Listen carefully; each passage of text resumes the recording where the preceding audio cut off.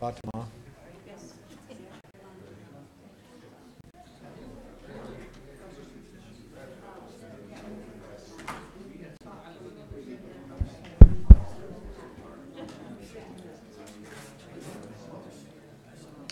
Good evening, Ogden Canyon residents. We welcome you here to our Weber County Commission work session. Today is Wednesday, the 10th of October, 6 o'clock. We're glad that you're here. We'll start with the Pledge of Allegiance given by the Assistant Department Director for Community Services, Mr. Bill Ross. Mr. Ross. Please stand. I pledge allegiance to the flag of the United States of America and to the republic for which it stands, one nation under God, indivisible, with liberty and justice for all.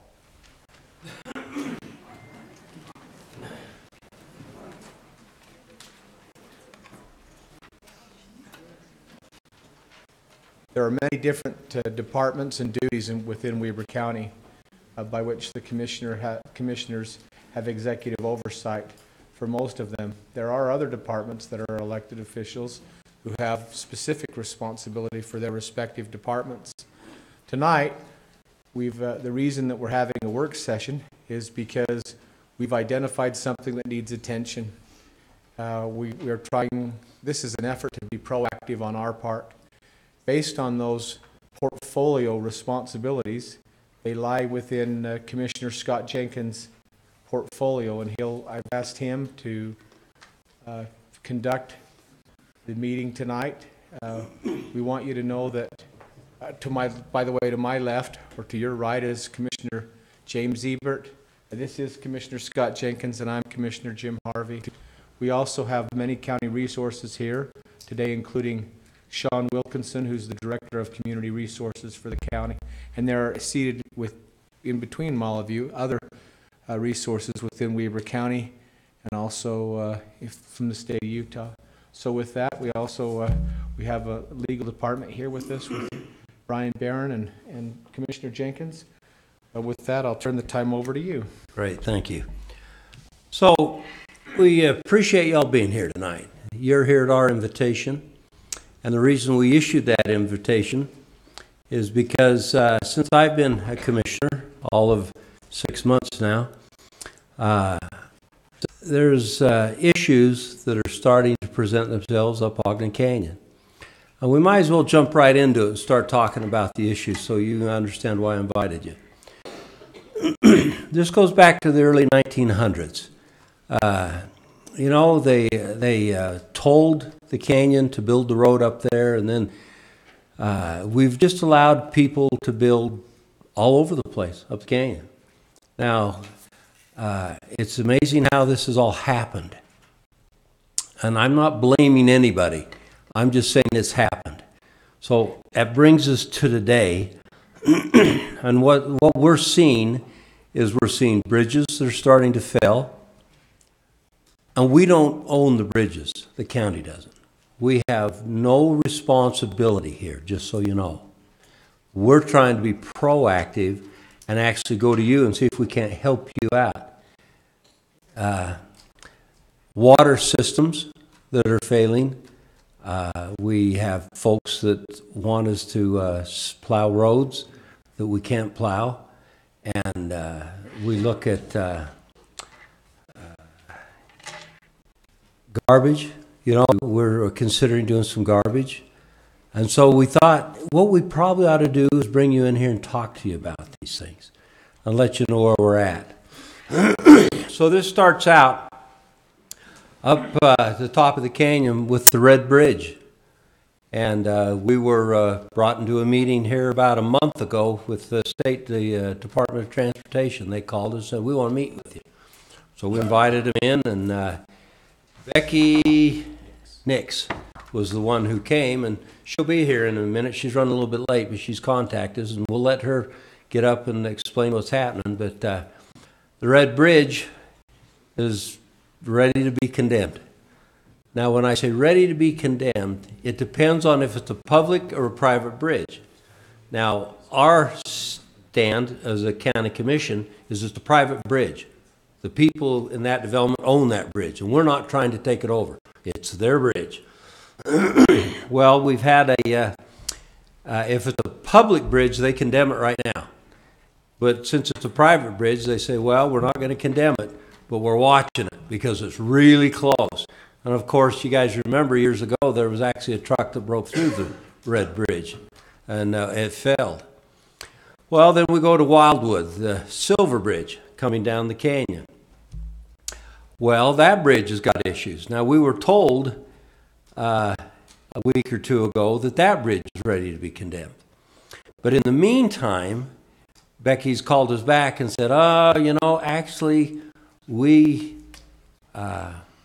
figured the figures on that wrong. Our math was off. We've refigured it now, and it's not as bad as we thought. And we said, well, how bad is it? And she says, well, I can't tell you exactly.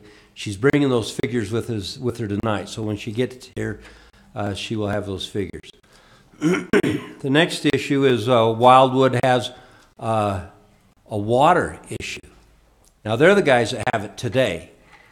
The question is who will have that issue tomorrow. Now, we've contacted Ogden City. And, Ogden City has taken a position that down that canyon, they have no responsibility beyond the main line that runs down there. Now, that is opposite of any other standing in any other water district there is. All water districts typically run the water line to the meter, and for the meter in is your responsibility. Well, Ogden City said that's not the case here. We take no responsibility. So literally, they're walking away from Wildwood on this. And I think they have some liability, but our attorneys have told us we have no standing, so there's nothing we can do to help you there. Because I'd like to sue Ogden City over that. I almost feel like we'd have a chance of winning that, but they've refused to do anything on that. And so that's where that sits now. So as you go down the canyon and look at other railroad type bridges, these metal bridges, just little by little, they're failing. Their life expectancy is up. And so the reason we brought you folks in tonight is there is a spot that government can help you here. There's funds that are available to replace many of these big bridges and low-cost loans to help replace water lines. The question is, do you want our help? And you've got to answer that tonight because, frankly, from our point of view, we have no responsibility here, and we can walk away from this. So I'm not trying to get in your business. But a good example is the bridge. Today, that bridge is about $300,000, $350,000, somewhere in there. Those are our engineer's best guess to replace one of those bridges. Well, if we can hold one out until we can apply for a matching loan, there are funds available at a 93-7 match, 93-7. So only 7% would have to be provided local, and 93 could be provided on the match. Same thing with the water systems. Water system low-interest loans allows you to get money cheap at almost no interest and then pay it off over a period of time. So that's our thinking in coming here today, is to offer these things to you. Now, before we go any longer, Becky just walked in next, and we want to turn a little time over to her because she's got new information on the Red Bridge. So Becky, or Wildwood. I'm not sorry, not Red, Wildwood. So Beck, why don't you stand up to the podium here and we'll turn that on and you can talk to us a little bit about that Wildwood Bridge. And you can also talk to us about the loan that's available. Now, if you want to turn that mic, yeah, just turn that one talk into it. There you go. So we just finished getting the load rating back on the Wildwood Bridge. Preliminarily, we were looking at a pretty low load rating on it. As of right now, we're looking to post it at 23 tons. So that'll take a lot of the restrictions off of it that are on it right now. The major concerns with that structure right now are the timber girders and the timber deck. And so we feel like that's something that needs to be addressed right away. As far as the main steel structure of it, it's in pretty good shape. It'll handle the 23 tons, which should handle the majority of loads that you guys need to bring in and out of there. And so the big thing on that is just getting the timbers replaced. And then the other thing, the federal funding that's available is through our Joint Highway Committee. They're currently about 5 to 6 years out to get that funding. But that's an application process, and like was stated, it is a 7% match that has to come from the local entities, and then the remainder of that would be 93% that would come from federal funds. It would require meeting all federal mandates as far as construction and specifications and design, but you would have 93% of it that would be covered, and that's not a loan, it's an actual federal funding that doesn't have to be repaid. So any questions as far as So those Becky, are concerned? that can't go to private bridge, right? Right, It has to be a public bridge. yes. So we'll get to that point when she's done about the fact it has to be a public bridge. So any other questions? Just a moment, just a moment. Before we do this, we are on record. This is a live event, so you can go back and view the comments. You can see what's happening.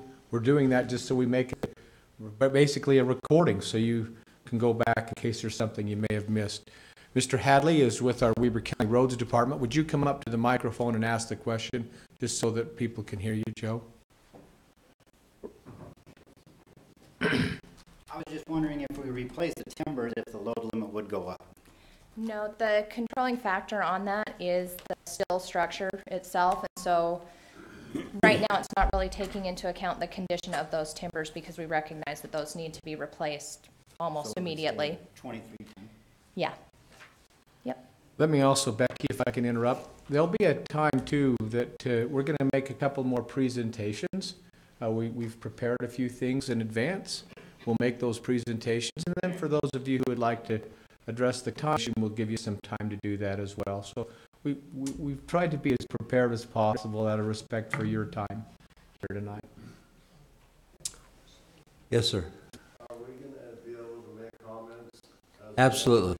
Absolutely. I know you talked about the bridges. I appreciate that. Just a moment, sir. So really quickly, if you'll come up to the mic and state your name and where you live. Or do you want to do your presentation? Just really quickly, we'll have several presentations. For each presentation is an opportunity to ask the presenter a specific question only about the presentation. Okay. At the end of all the presentations, then the chair will ask for public comment where you can comment on any of the issues specific to tonight's hearing.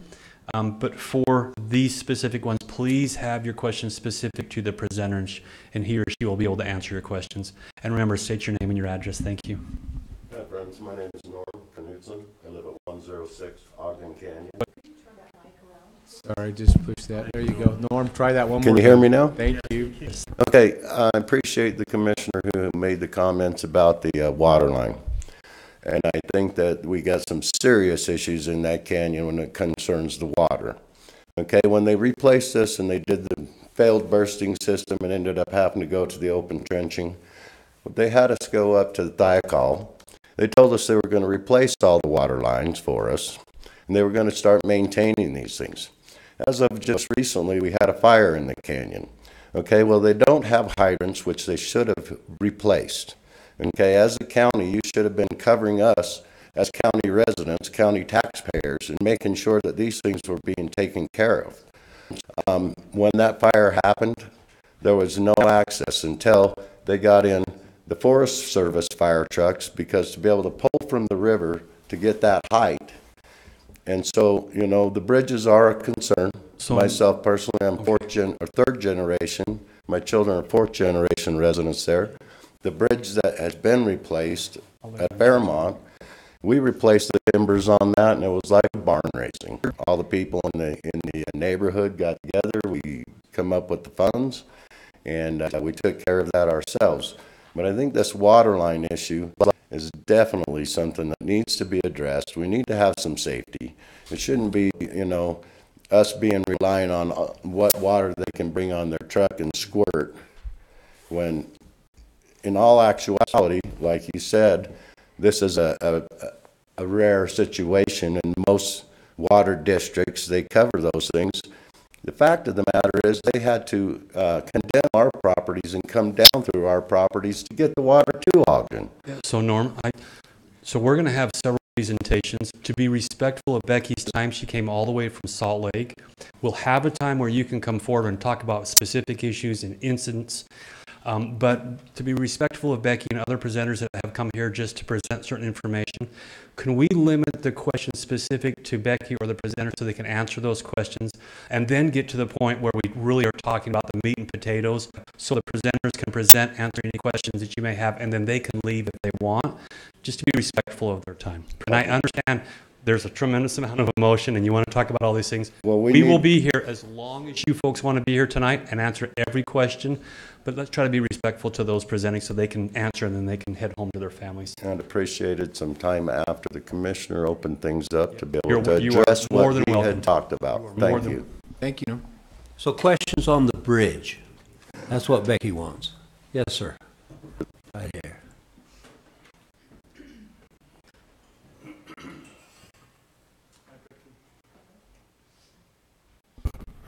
I'm Dr. Craig Peary, and we live in Peary Camp. I live in Peary Camp, and we've got a bridge, it's an old Cub River bridge that was a railroad bridge. It's been there since about 1940, for about 80 plus years. It was designed to take locomotives, but I don't know, have you looked at that one, or do we have a dialogue so you can tell us if you think it seems okay to me, but. Let me kind of address that. So basically, any publicly owned structure that's over 20 feet gets an inspection every 2 years by UDOT, whether it's locally owned or state owned. And this is a federal mandate, and for the majority, most of the bridges in the canyon are marked as private, and so I imagine yours probably is as well. The two that we found out were not marked private are the ones into Wildwood and then the one into Idlewild. So those just recently came on our radar. We did our first inspection of them ever about a year ago. When we did inspect them, we found major deficiencies on both structures. The Wildwood one, it's mostly just the timbers, and so it's not quite as high of a concern. That's something that can be replaced fairly easily. The one at Idlewild, on the other hand, has issues with the timbers that we would see as the critical item that needs to be addressed as soon as possible, but we're also seeing cracking in the steel members. We're seeing rusting and corrosion that's taking things out of plane, and we're seeing that the structure is not loading appropriately. So it came down to whether or not that's a privately owned structure or whether it's supposed to be owned and maintained by the county. If it is a privately owned structure, then UDOT would step out of it as well. We would make you guys aware of what we felt the deficiencies were and make a recommendation to you for what it should be load posted for. But then at that point, any risk or liability would remain on the residents and we would step away from it. So does that kind of No, because answer where you're at? I want to know if you've had a look at our bridge, Because it's marked private. So it's but so are outside the our other realm. two. The one at Wildwood and Idlewild are not marked private. But they are private. But they're not marked, so she didn't look at them. That's the point. Because there is no sign and there's no restrictions that the public could not access them at this time. So if there was a private sign installed, then at that point, we consider it a private bridge and we walk away from it. So that's a pretty relaxed determination. I mean, ultimately, there should be documentation and records of who owns what, right? Like, why is it ambiguous? Shouldn't we be able to go through historical records to who owns what? If we can find actual records of who owns it, that would be the best. And then at that point, we would recommend that it be posted as private. So if we can't, how do we determine this? That's kind of between the residents and the county. UDOT wouldn't step in on that aspect of it. Okay. Where we come in is if there's ambiguity, that's why these ones are, we're not treating them 100% as public right now, or we probably would have made stricter recommendations on them. But where they're in limbo and there's discussion of private versus public, that's where we're kind of stepping in and doing some of the evaluations and some of the inspections just to make sure that we're fully evaluating it. Is So I have a question about my bridge. So if it's private, then you also can't condemn it. No, we can't. Okay, thanks. So, Oh, I have one more question. The state is engaged in kind of a long-term slow motion destruction of my bridge.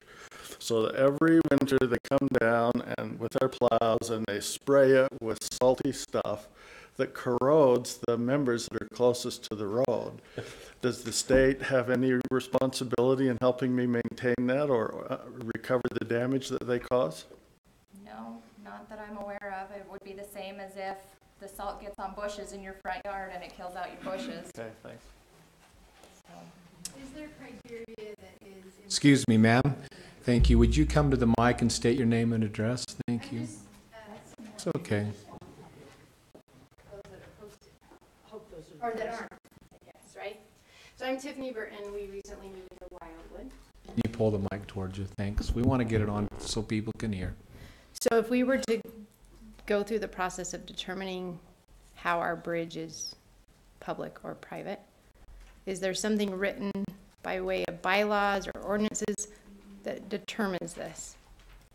And I guess what's the process? How do we I don't think I can just go post a sign out in the middle of So the roadway Becky, saying, I can answer that. So let me tell you what's happening here. okay, Just so you folks understand, everybody's watching what we're doing tonight. Because in Salt Lake, up all those canyons, they've got the same issues and they've never solved them. And so when we had Department of Water Quality come to deal with the folks in Wildwood, they mentioned that these issues exist all along the Wasatch Front here, where early population of the canyons have started. And we don't really have ownership of much of this stuff. So we did a little research on the Wildwood Bridge, and we found out that Utah Power and Light put that bridge in. It was one that they had that was in surplus because they apparently destroyed a bridge that was there accidentally. So they put that bridge in. But, you know, the other bridges, there's not a lot of historical record on this. And frankly, in our tax rolls, if they're private bridges, we should be taxing them. But we've never taxed them because we don't know who owns them. And so this really gets very complicated. It's really a conundrum that's been created over years and years. This isn't something that's happened the last 10 or 15 years. This all goes back 80, well, this gentleman here said his bridge was 80 years old. We believe that. It's been there for 80 years. Who knows how long it was on the Cub River in Idaho before we... Well, that's correct. In fact, Utah Power and Light brought that bridge, Wildwood's bridge, from Logan, did you say? Bear Lake. Yeah, so it was up at Bear Lake first. So this gets really complicated, and it's hard to know what to do.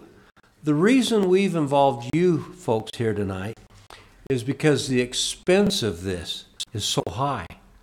You know, it's one thing when you get a surplus bridge and throw it in place, but when you have to replace it, it's really complicated. You know, all of a sudden now we're in a position where we have to inspect some of these bridges. So, you know, you can't just put anything in like they used to. You know, some of those bridges are built on old railroad car bases.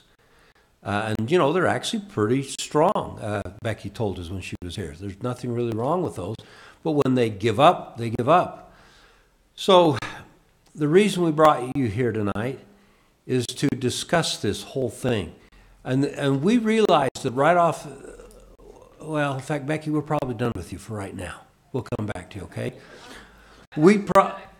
Oh, okay, go ahead. Why don't you come on up? And you got to state your name and address, please. Kristen Mitchell at 307 Ogden Canyon. Could you describe the total cost of replacing both of those bridges and any timelines for expected failure? And also if there's any resources available or pathway for financing or assistance if they did remain private, or is assistance only available as a public bridge? Be great. Thank you. So the total cost could be kind of a catch-22. I don't want to just give a blanket cost right now because we haven't specifically costed them out, and given different situations, it could completely change the costs. And so that one I wouldn't want to just toss a number out on. As far as expected life expectancy on them, I would say within the next 6 months to a year, the timbers need to be replaced. There's areas that have already gone through on the Idlewild Bridge. Just walking on it, you're finding holes in the timbers in the deck. Walking underneath it, you can reach up and pull some of the girders down, the timber girders down, because they've rotted to that point. And so those ones I would recommend within the next 6 to 12 months they be replaced. At Wildwood, I think you've got a decent amount of life left in the steel structure. We're not seeing enough defects that we would expect it to need to be replaced in the next 20 to 30 years probably. Painting it and maintaining it will extend that life. The one up at Idlewild though, there's cracks present, but we're not sure because we haven't been watching it over time when exactly those developed and whether or not those were due to one overload vehicle that was a kind of single event, or whether that was happening over time with fatigue to the structure. There are some indications that they've been there for quite a while, but we would recommend watching those, and if you start seeing any growth of that, then it would be time to start making plans for replacement. And otherwise, I mean, I would say within the next 4 to 5 years, even without growth of those cracks, it would be time to replace that one. But it would need close monitoring to stay in place for that amount of time. All right. You know, there's... As far as funding, any of the funding that comes through UDOT, whether it's state or federal funding, it has to be a public road and a public bridge. So the federal funding that's available and the state funding that's available through UDOT would not be eligible for a private facility. So Let me state a couple things here. We'll answer, I think, your questions, and then we'll get into a few more answers. He'll answer some of your questions, and then we can get in a little more robust conversation. So part of the reason we invited you here tonight is because we believe, I'm the one that drove this, so I'll take the responsibility here, and then you can decide if you want anything to do with this. There's two kind of folks up the canyon. They're those that are on the road side of the river, and those that are on the opposite side of the river that have to go over a bridge. And you have distinctly different problems. Those that don't have to go over a bridge and their water lines don't have to go over the bridge, most of you are in pretty good shape because you're just like being on a road down here almost. Those of you who have to go over a bridge and have to take your water over a bridge, you're in much different condition. You have much bigger issues. There we go. So those that have to use the bridge, there's 68 of you. 60%. Oh, 68%. So 104. And there's 51 of you that don't have to use a bridge. They're on the roadside. Thanks, Sean. So anyway, our thinking was to solve these issues. Now, just so you know, I want to restate this again. The county doesn't have an issue here. We don't do bridges. We don't do road maintenance on private roads. We don't do water systems. So we do none of that. So our thought was to help you folks that we could start a special service district up there, which would charge you a monthly fee and allow you to put money away to start putting yourself in a position so when these bridges fail, or you have water issues, or you need maintenance over the bridge, inside of cul-de-sacs and things like that, that you would have money put away to solve those and upgrade the canyon. And for you over the bridge, I would imagine this will come positive. For those of you not across the bridge, I suspect this won't come positive. And so you just have to look at this as a group and say, well, what's good for the goose is good for the gander here normally. We all live up the canyon together, and this would be a way for you to upgrade your facilities and help. So we would start it as a special service district. Once we got it up and running, we could make applications for any loans or any bridge repairs, and we could get the paperwork going. And then over a period of time, we would transition that into a local service district, and the county would walk away from that at that point. We'd walk away, and you'd put your own board in there, and you guys would run it. We wouldn't. We don't really want to be involved in this long term. What we're thinking about doing is facilitating the organization of this and get you started. So that's our thinking. Now, whether you want to be a part of it or not is really up to you. If you guys all say tonight, we don't want anything to do with this, we'll walk away and be friends, and it'll all just go away. And we understand that, frankly. In some cases, I understand why. But you go across some of these bridges that are going to cost. We replaced a bridge up there.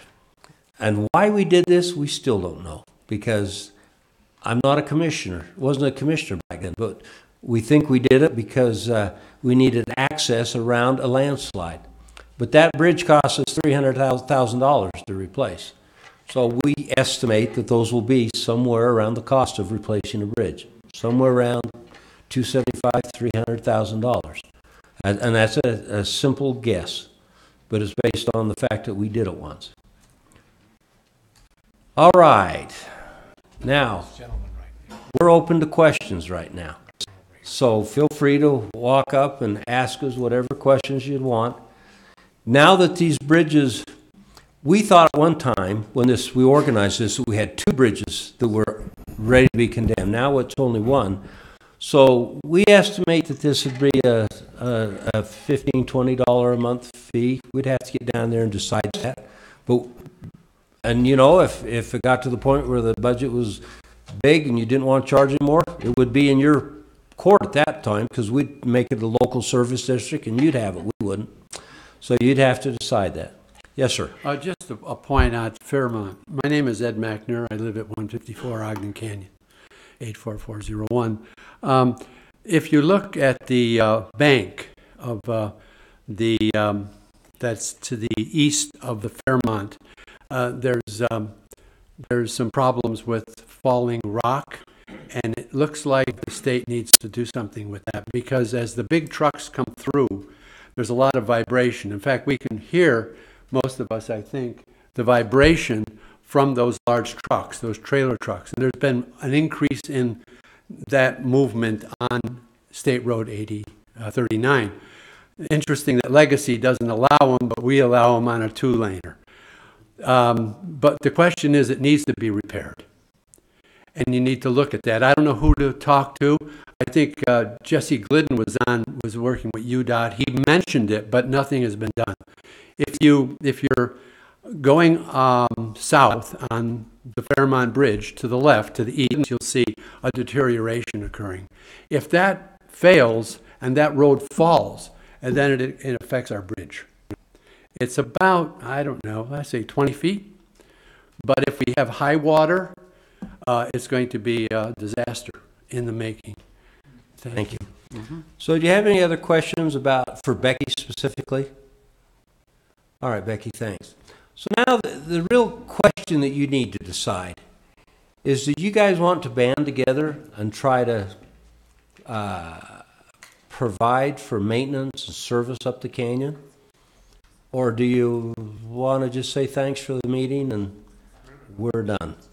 Because we understand both ways. Like I say, the county really doesn't have a dog in this fight. We're just trying to facilitate help for you. And and as this thing went on, like I say, we would turn it over to you and transition this after a year or so into a local service district, and then you'd be on your own. You'd have to create a board. Yes, sir. 627 or 3064, because they changed it, Micropian. I just own the sports park up there. Just a piece of ground that I landscape, rake rocks. Now, I would love to build a cabin, no complaints. But I've been up there for years, and I was going to listen, but this young gentleman should be able to answer this question. I want to get a building permit, just so you all know. Well, I'll talk to the mic. Sorry, I'm here. Go like this. Okay, you're doing just great. I like these guys better. But you can tell me, Mike, because, well, I like you guys too, but there's an impact fee of $3,500 to get a building permit. That has to do with, when you say you don't have a bone in the fight or you walk away, don't get me wrong. When I started, because when I wanted to build a cabin, there wasn't a $3,500 impact fee.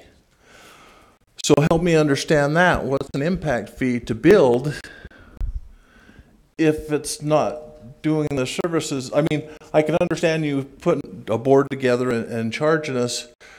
I mean, because we haven't even talked about water, and I'll probably be back up here when we talk about water, because water's fine. But they just made so many promises with the water, and then they walked away and left the residents hanging. I mean, there's been problems, so I'll come back for that one, but I just wanted to ask about the impact fee, because I don't mind paying it. I would love to build a cabin. You all know, you see me rake rocks, you see me get swore at, you give me, lots of things. And I don't mind that, but I do think there is a responsibility. So specifically now, I'm talking about water, bridges, and maintenance of roads across the bridges on the private property. Right. So that's what I'm talking about, and your building permit doesn't affect any of those. So that's why. Now, Sean, do you want to? The impact fees that you're charged would be for roads, trails, and stormwater. You would generate some stormwater, certainly, when you impact the impervious surface there. The trails, all county residents pay those when new development happens. One quick question, don't mean to cut you off real quick. What do you people know about the trails in the canyon? Anything yet? 3 years? You couldn't tell me if they're going to put a trail in or not a trail. Or maybe I'm missing something. No, there's a lot of enthusiasm to condemn my property for a public Excuse me for making that comment. I'm going to go sit down and I'll listen, but I do want you to finish because I didn't mean to cut you off. I'll sit down. I'm going to go keep my mouth shut. I'll come back up when we get to water.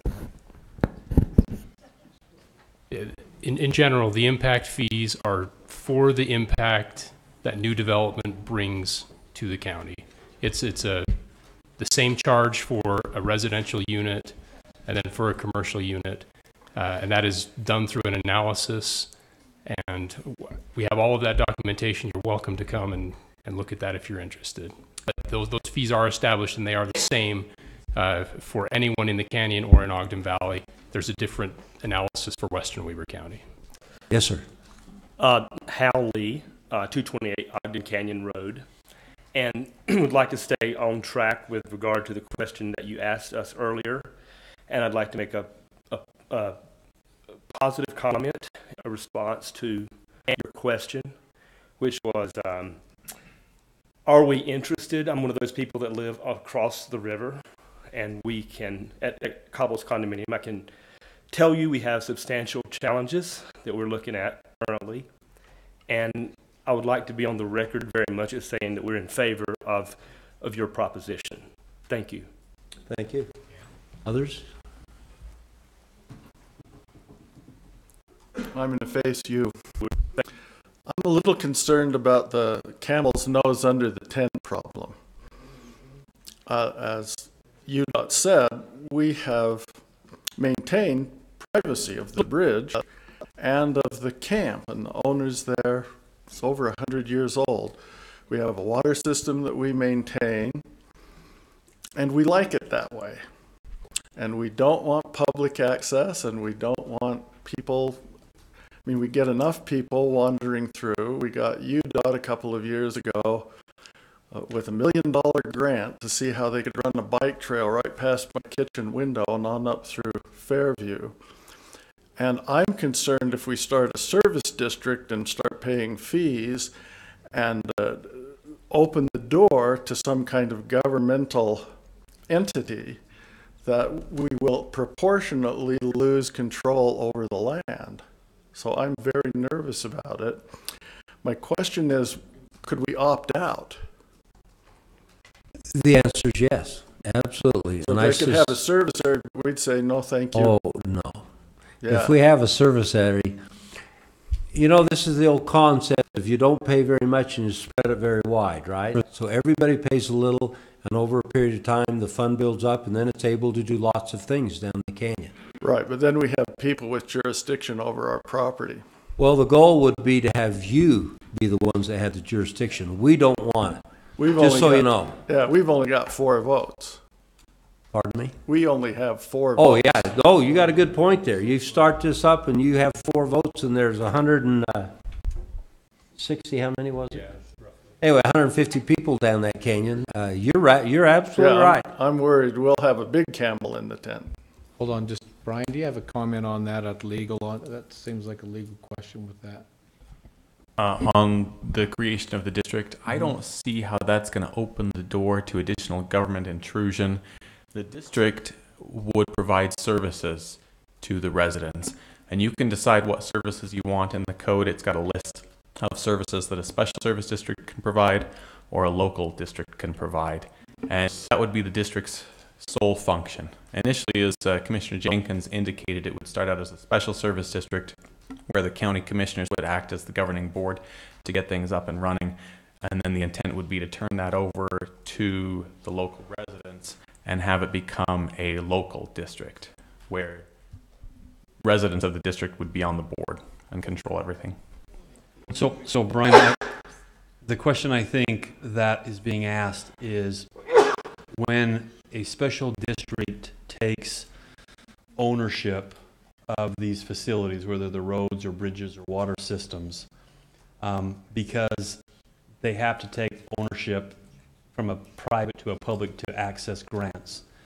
Does that give away the ability of the residents within that local or service district to restrict usage of those facilities? Because the concern becomes if we have to give our bridge over to the service district and now it's a public road, then I can't put a no trespass to keep people. And now I'm going to have hikers and bikers and backpackers and fishermen coming over my bridge now, whereas before I could post it no trespass. Yes.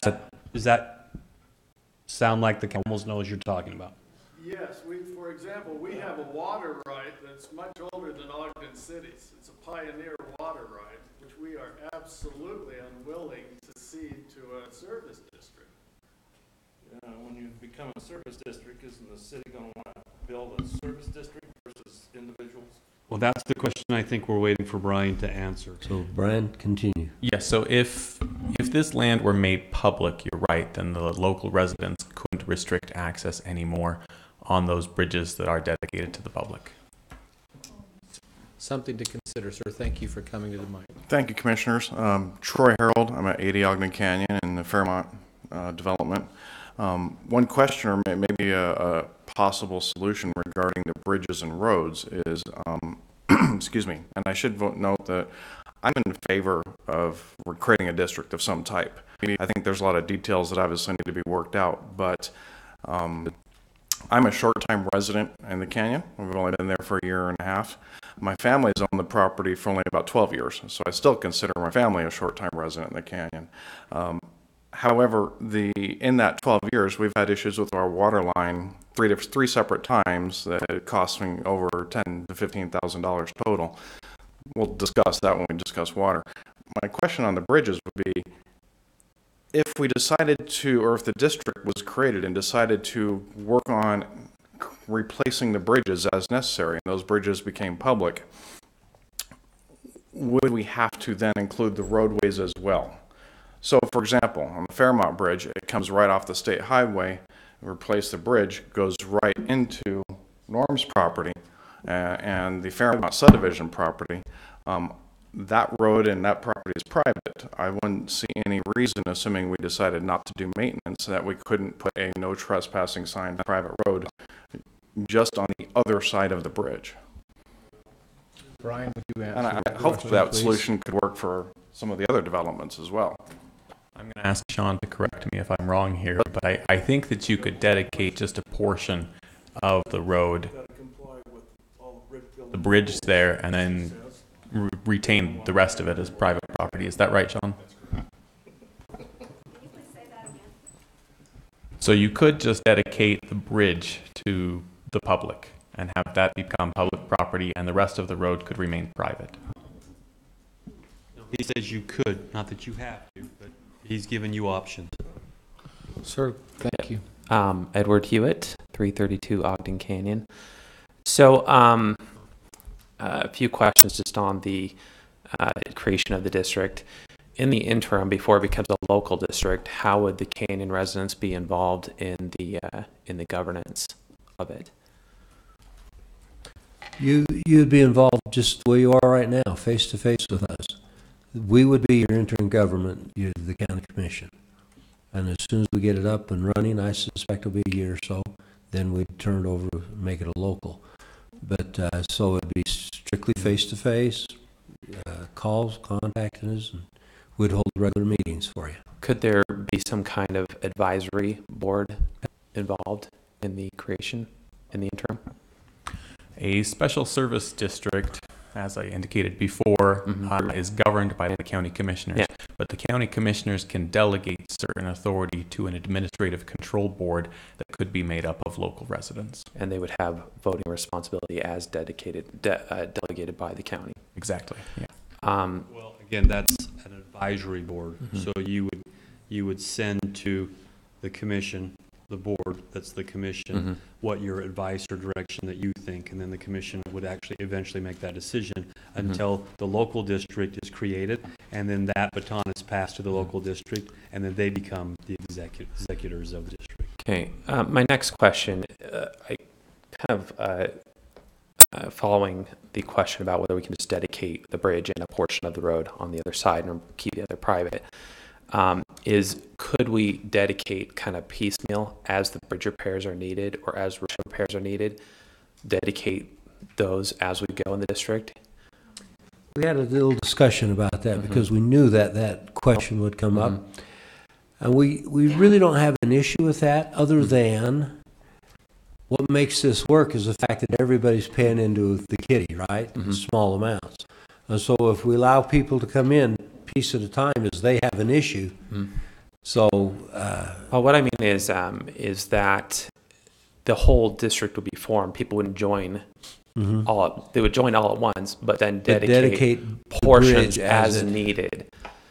I can't answer that. I don't know. I would think so. I mean, it's just normal road dedication process. Do you have a question there? Something you'd like to say? Clarification on something. Okay. So the way I saw it is, the only reason to dub them as public is if you're going after federal or state grants, correct? Right. So if all of the funds being generated to replace the bridge are coming from the special services districts and the fees being paid in monthly, then you wouldn't have to dub those as public roads and you could use those funds as opposed to going after grants, and you could still keep them as privately owned bridges and not open them up to that. So, sure, that helps. But what you give up in doing that is that 93.7. That's a big number. Well, and my thinking is, that the 93.7 would be available if you dedicate it. If someone says our bridge is failing, we can't as residents get together and organize to pay for it ourselves. Well, they could come and then dedicate it. She's the only one that can really answer that. So I also wanted to clarify that 93.7 is about $2 million a year that's allocated statewide. So we've got 1,100 locally owned bridges. About 900 of those are eligible for that $2 million. And so if you're looking $500,000 to $600,000 to replace one of these smaller bridges, it may take a while to get that funding. And so, yes, it is a 93%, but it may take a while to get to that point. So Becky, you didn't answer the question. He wanted to know if they could dedicate that, say, when they decided to make application, knowing that it'd be 4 or 5 years down the road, on that day, could they dedicate it? As far as UDOT would be concerned, as long as it is in our national inventory, it would be eligible for the federal funds. So it would have to be then made a public bridge. It would have to be inspected, and it would have to be load rated by the state. And then at that point, you could fill out your application. So probably a year before to get all that done. Does the bridge have to pass before it can be considered, or can a failing bridge be considered a public bridge? Does it have to be brought up to standard before it'll be accepted? no, generally we would be looking at those failing bridges for the applications. Yes. And so to come onto the system, it would not have to be, but if we felt the deficiencies were bad enough, we could condemn it in the interim. Okay. And so that's a risk to take as well. Point of clarification for all of you here too. I believe when we first started out, isn't there about a 5-year wait right now? So when you Yeah. talk about applications, you're going to almost have to guess for in today's time, 5 years in advance. Yeah, right now we're 5 years out funded, and so actually for the 2019 application process that usually happens around November to December timeframe, for 2018, they have decided not to take applications for this year and possibly next year because they are funded out as far as they are. So to even submit an application process for that fund, you're 1 to 2 years out to submit an application. Can I make a comment here on Brian, please. public and private bridges in a district? So Becky made a comment about private bridges being in the district and the district still being able to maintain those bridges. A district would be a political subdivision of the state, much like a county or a city. And so it would have restrictions on the way it can use its funding. And I don't believe a district would be able to replace or maintain privately owned bridges. And so if you want the bridges to be taken care of by the district, you would have to dedicate them to the district. And I wouldn't have a problem, I wouldn't foresee a problem with dedicating the bridges as there's a need. I mean, I'll tell you, my perspective is that I think it is in the long-term interest of the canyon to have some kind of entity to help maintain the roads, knowing how much these cost. And I have looked on the bridge inventory at the Hermitage bridges, which are included on that inventory. And I mean, they're estimating in $1997 approximately, I think $200,000, $300,000, and those probably have substantially increased. So, I think that were there enough canyon involvement, and I think it's important that we address the 100-pound gorilla in the room, which is the trail situation, because I know there are very, very strong feelings about that. I'd be interested to hear what your thoughts are on that. I think that's probably the biggest concern, or what I hear from a lot of people, is the trail situation. And I think that's the only questions I have. Thank you. Are we talking about camels today or gorillas? We got to get our metaphors straight. Let's all use the same one. The gorilla. Use gorilla. Okay, gorillas. Okay. So come on up, ma'am. You're next. While you're on it, I think it's important for you to understand this isn't about the trail. We're taking no position on the trail. We don't want to even talk about the trail. But there's no question, you have it. And really the big pusher of the trail is Ogden City. But Ogden City's not in the canyon, they don't Maintain their water lines. Yeah, good point. All right, ma'am, you had a question? We'll go here, and then you, ma'am, in the flannel, and then back I to had a you, few.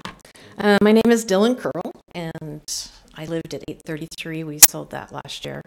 We're attempting to build in Wildwood at 699. And I am tentatively in favor of the special service district, but I have a couple of questions. And for Becky, so I thought you said at the beginning if it was a private bridge, you couldn't condemn it. Right, if it's a private one, we wouldn't condemn it, but if it goes on the public system, at that point, if we feel it's in jeopardy, we could condemn it. Okay. So I can tell you that when we lived at 833, we had a huge problem with people coming to the bridge, setting up with these wedding photos and family photos, and they would take the whole bridge over, and you weren't aware they were there, and you'd come home and you'd go across the bridge, and all of a sudden people are there, and they're scrambling off the bridge, and they're swearing at you and threatening you because you almost killed them, and you had no way to know they're there.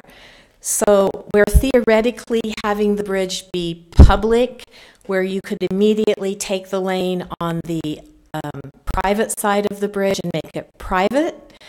you still do have an issue, because now you can't tell those people, I'm sorry, you can't be set up here for 3 hours taking wedding photos.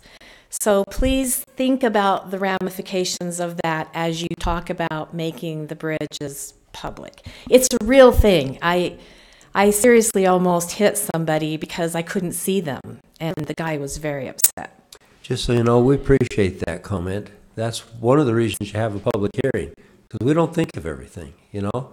And that's a great comment. They love to take pictures on that red bridge. It's beautiful. It's got the plant growing on it.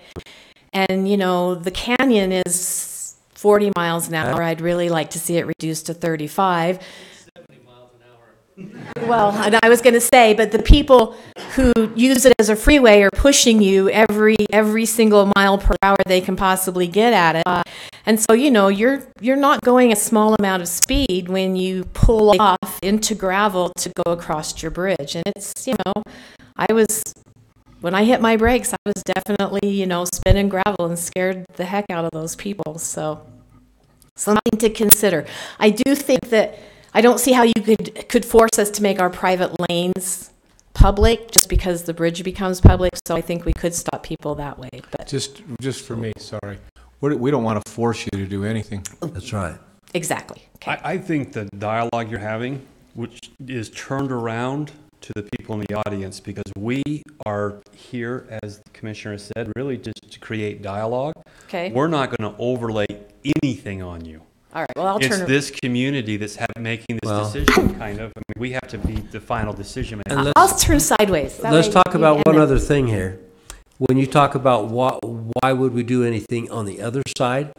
Well, so I haven't driven in all of the subdivisions, but I've driven in several of them. Well, the minute you get on the other side of the bridge, you have water lines, and the meters for those water lines are at your individual residence.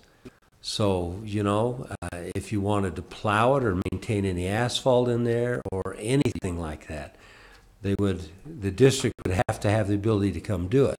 Now, if you decide you don't want that done, then that's pretty easy. You just don't include that in it. But water is the next discussion, as this gentleman said, and water is as big an issue as the bridge. You know, most of these bridges had a piece of galvanized pipe put over it, and frankly, when I look at that pipe on that Wildwood Bridge, I'm amazed that it's lasted as long as it has. It's been a wonderful structure, but you know they just don't last anymore. A galvanized pipe wears out. Well, I'm well aware of the water problems. Although I said we lived at 833, we've actually owned property in Wildwood since 2005. And so we've been involved with the water line problems in Wildwood since 2005, and we have literally been fighting with the city, the county, the state, the city, the county, the state, and we are continually passed off trying to deal with the problem of the water line. But that's not what I was... Why the county? Because we don't do water. But the state tells us we can't replace our own lines unless we have someone that will manage that. The city refuses. The city says we'll sue you. You know, we'll put you in court till everything fails. Well, the only thing that makes the state come saying that somebody needs to manage it is they need to manage the loan to do it. I'm aware. Yeah. Well, when it comes to the actual replacement of the water line, we have nothing to do with that. That's not quite true. The state has been resistant to us being allowed to replace the water lines, even if we did it with our own funds. They wanted this to be something that was managed by a government entity. I can tell you that because I've been working on it for all those years, okay? So for 13 years. Well, and there's no question, the state, that's what started this whole thing, is the water quality came to us and says that water line is failing and they want it done right now. And it's like, well, you know, why are you asking us? And they say, well, because somebody's got to get in here. And they encouraged us to get in and do this. And that's when they mentioned to us that all the other canyons on the Wasatch Front have the same issue. And they're all kind of watching to see who's going to do what first. So you're right. I understand. The state finally threw us a bone and said, okay, if you don't ask for any loans, then... You know, we will consent to calling this a repair instead of a whatever, and we'll let you guys do it. But anyway, So you think the timeline for turning the special service district over to the local is a year or so? That's the best guess. Okay. But that is. And then my next question is, how do we ensure that the funds that we pay as residents into this special service district don't get absorbed by the general fund, that those funds are still there for us when it is turned over to our control? We would create an account in a bank, and only you could access it, so it would go directly into it. Okay. And then if we... Although it would have to come to us to be deposited. Understood. Right. Understood. But eventually, we would, when it went to a local fund, we'd like to get rid of that. We don't want to be billing you. We don't want to do that. Okay. So once it became a local district, you'd want us to create our own billing system and collection system. Exactly. Okay. And then my next question is, if we don't turn the bridges over to public, I don't see how there's enough funds in that special service district to pay for a $300,000 repair. You know, we're talking about collecting $1,400 or so a year from each resident. That's going to take quite a while to build up enough funds to replace a bridge. So that's, yeah. Well, so that goes kind of what take this into gentleman right consideration. here was talking about on Perry Camp. You know, Right. his bridge is in pretty good shape still. So it could very well be 20, 30, 40 more years before your bridge has an issue. Yeah, but even then, Yeah. there's not going to be enough money in there to replace the bridge. I can tell you that I don't know exactly the date that the house at 833 was built, but we had a map on the wall that showed it there in 1906. That means that house has been there for 112 years, and I'm sure it's not the oldest house up there. So at $1,400 a year, I mean, that doesn't sound like much, but that's not much. So if you're talking, you know, Wildwood, or not Wildwood, but Idlewild needs their bridge replaced the soonest, and at $300,000 or $400,000, that's a lot of money. So just a second, excuse me. Well, and then at what point is it cost prohibitive? So just as we're evaluating this, take into consideration, you know, maybe it is wise to make just the bridges public, keep the lanes private, and take advantage of those funds. But we would have to think about the ramifications of doing that. Ma'am, just a clarification. Keep in mind that it would be 7% of that $350,000 bridge. Right, which is... Yeah, still, and you're right about the fees, but you'd have to do the math. But the nice thing is you're getting a 93% bonus, or that's a pretty good investment on your money. Well, and again, yeah. Well, it is, but then, like everyone has talked about, so we also have been participants in the trail. And when the Ogden City tried to pass the eminent domain bill hidden inside the UDOT bill, we were residents who went down there to the legislature and stopped that process. And in doing so, we got together and we created a committee with a representative from each grove. And we came up with, I mean, you guys can correct me if I'm wrong, but we came up with, 7 different alternatives, which we presented to the county, to UDOT, and to the city.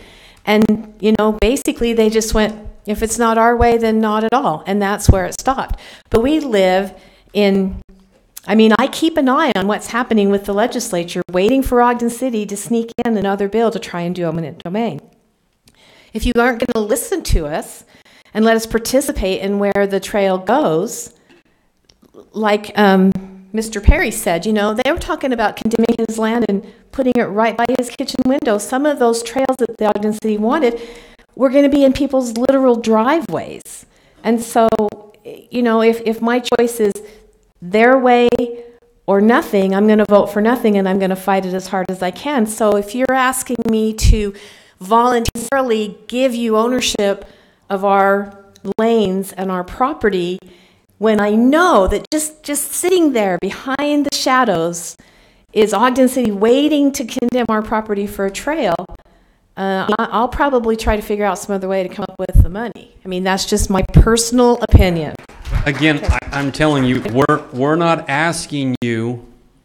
We're not coming. This is you folks making this decision. We're not doing anything. We're not overlaying. The only reason we're talking about initially starting with the special service is because the timeline to do that is much smaller than the local service, the local district, and there's some community members that have a time crunch for their bridges. If we could do a local service district and push it out to you folks, and you folks figure it out, and you create your own destiny, which is what we want you to do. You manage your own property, you manage your bridges, you decide what roads and what water systems. That's our preference 100%. So I understand that you have some concerns because you feel like Ogden has steamrolled you. There's no reason to say you guys, and there's no reason to say don't take our stuff, because it's this group and the folks who aren't here who are going to make these decisions on what works for your community. I recognize that, and I appreciate that, and I'm sorry if I used some of the wrong terms, but we are still inviting a government to come in and start a process, a special service district, which will be managed by the commissioners, and we have you telling us that you will turn it back over to us, but we don't have any absolute guarantees that that will happen. Excuse me just for a minute. And, you know, I'm sorry, but governments have, not exactly followed through with what they've promised in the past. And as much as I love you guys and I trust you, I'm sorry, I'm a little bit of a conservative person when it comes to that. So again, to all my fellow Canyon residents, I hope you know how much we love the Canyon. My husband and I have been there for, I guess we're newbies too, right? We've only been there for 18 years or something. But we love it, and we never want to have to leave it. And we've done everything we could to participate and help make the Canyon a great place. So, that being said, I'm just saying think about some of these things as we discuss the district. Again, I think a district's a great idea if we can still manage enough control, okay? Let me, Brian, will you have a comment? Ma'am, then we'll go to will you comment to her, would we do a resolution? How would we, so that they felt like they were protected, so we couldn't pull the rug out from underneath them or things like that? The advantage to having the county help out here, like Commissioner Ebert said, is that we could get this jump started with a resolution. Instead of having to go through the petition process, that it is create a local district and gathering signatures, submitting that to the county. You can speed things up by having the county do a resolution to start things off. Only a way to protect the residents so they know we wouldn't try to. Yeah, you could put something in the resolution that would indicate how long you would be maintaining the special service district. I don't know if that would be legally binding, but it would certainly create a record of what your intent was. I'm just trying to answer your question. Go ahead, please. And now sorry, yes, no, yes. You're starting to line up, if you'll just kind of mark your own turns, who's next, and if you would, we'll be glad to stay here, but normally speaking, when we do public comments, we usually limit it to 3 minutes, but take whatever time you want. My bedtime's not till tomorrow, so go ahead. Okay, I'm Marie Green. I live across the Red Bridge, which is also called Idlewild Bridge. Approximately 20 years ago, that bridge broke because a septic truck went over it with about 15 tons over limit. Okay, it wasn't the bridge, it was the stupid guy driving the septic truck. Okay, just so you know. All right? Now, I'd like to see a copy of this supposed assessment that says this bridge is ready to fail, because I paint that bridge every couple of years and it looked pretty good to me, but I'm a part-time social worker, I'm not an engineer. So how can I get a copy of this report? Where's the report?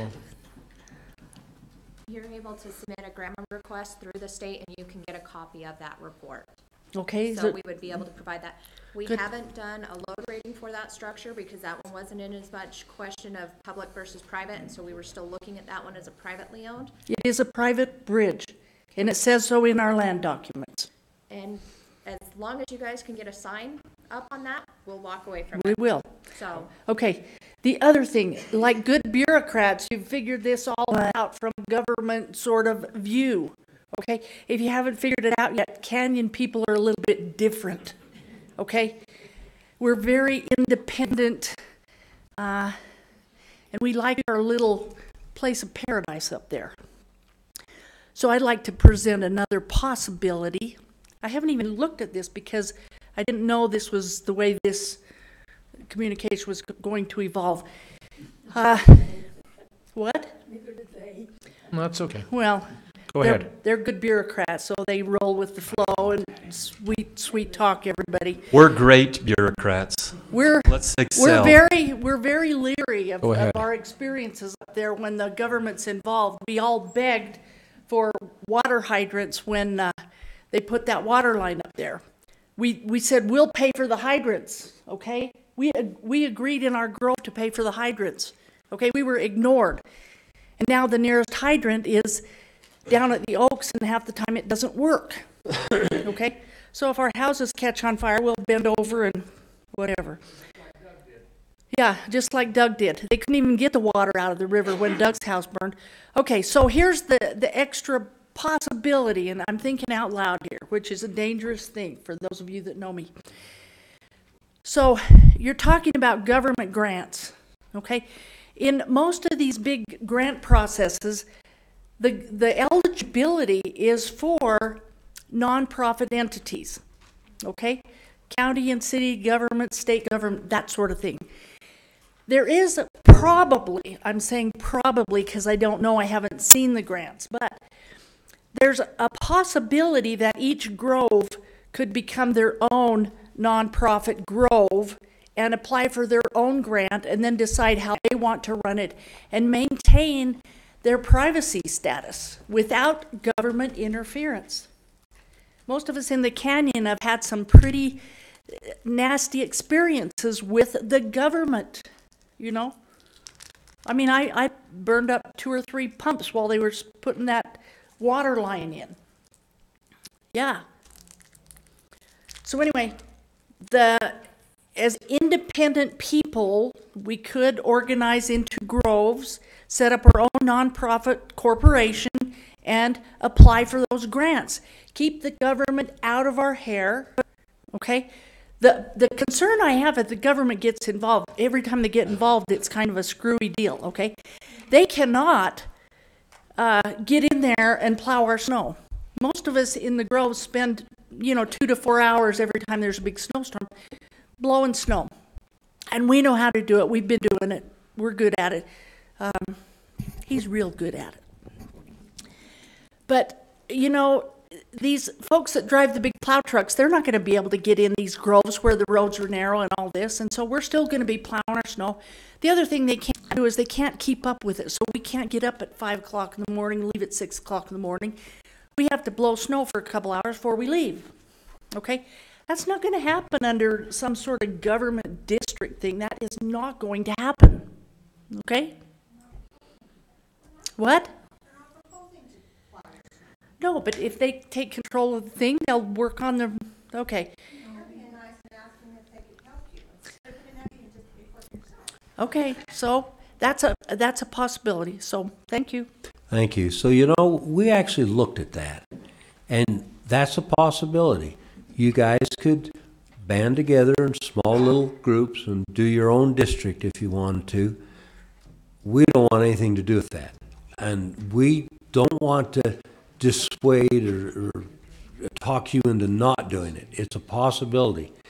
But it ends up being tough. Up in the Upper Valley, was it 83? Was it? 83 water districts up in the Upper Valley. 82 water districts from the spillway east. But they may have just formed one in the last 20 minutes. Yeah.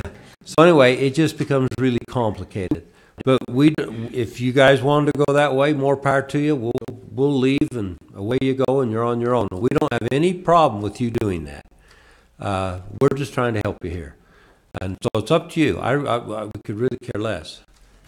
You had. Excuse me. Okay. You guys. Question about the bridge. So wait.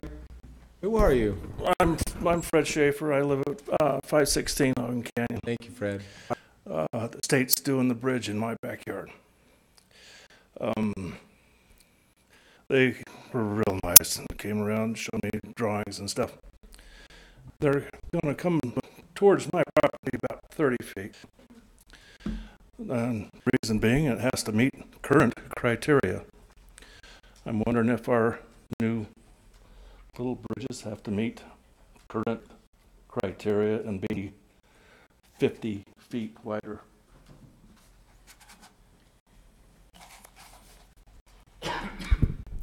So there is certain criteria that would have to meet. It's going to have to meet as far as passing for scour. It's going to have to meet for load ratings.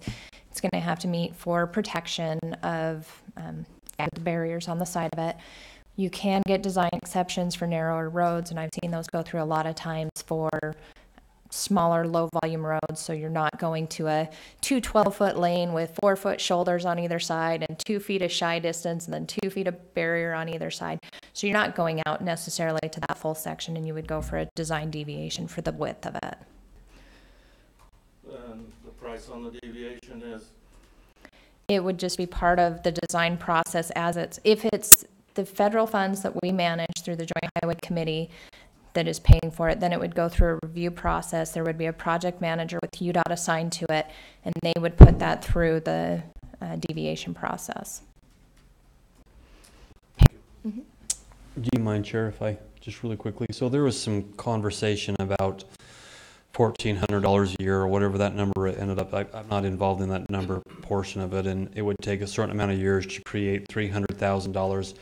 But that's not how these types of projects are funded. Usually what and why the district and why the state requires a specific entity to run these is because there's opportunities for low interest or no interest loans that you would then prorate over a certain portion of the year, and you would bond for against the district and to pay for some of these other projects. So I don't think that you'd have to come up with $300,000 cash out the door to get your bridges or whatever infrastructure concern you have.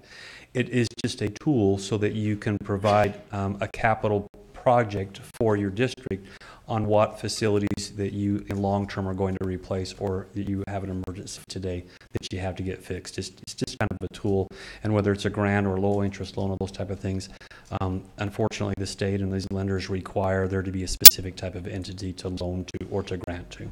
Does that sound even close? I'm looking at you, Christy. Ish? Okay. Please. Thank you for your patience. I'm Mary Jola Tulip. Lived in the canyon, owned the canyon for 78 years. Like to know if anyone can beat that.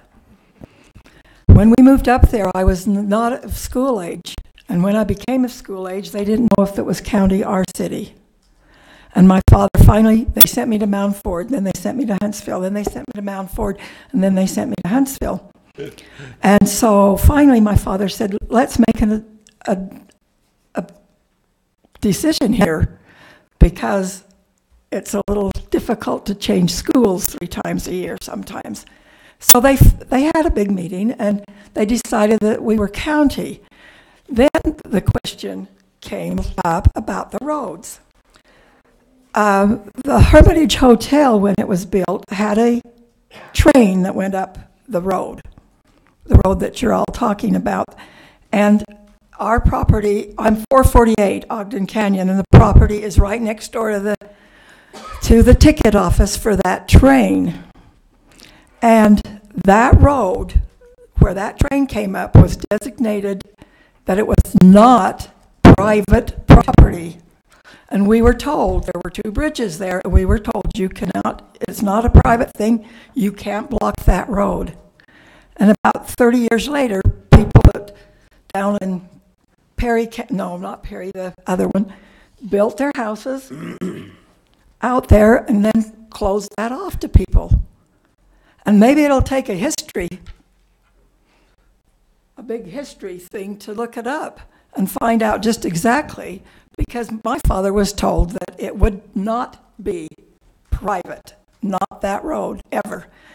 And so we have allowed people to go past our house, and when that